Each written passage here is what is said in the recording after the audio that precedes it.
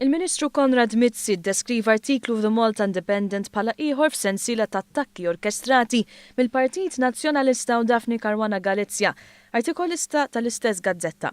The Malta Independent ippubblikat rapport fil-faċċata bit-titlu Kickbacks over EneMalta Privatization Probed by the FIAU. Fi-stqarrija ta' Mizzi intqal li dal-artiklu huwa tkomplija ta' kampanja ta' assassinju minn Daphne Caruana Galizja.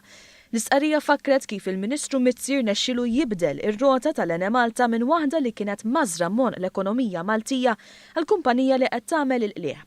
Mizzi sostna li m'hemm l-ebda rabta bejn it-trusts tal-familja Mizzi u kumpanija li qed jingħad li stabbilixxa persuna ta' nazzjonalità Ċiniża.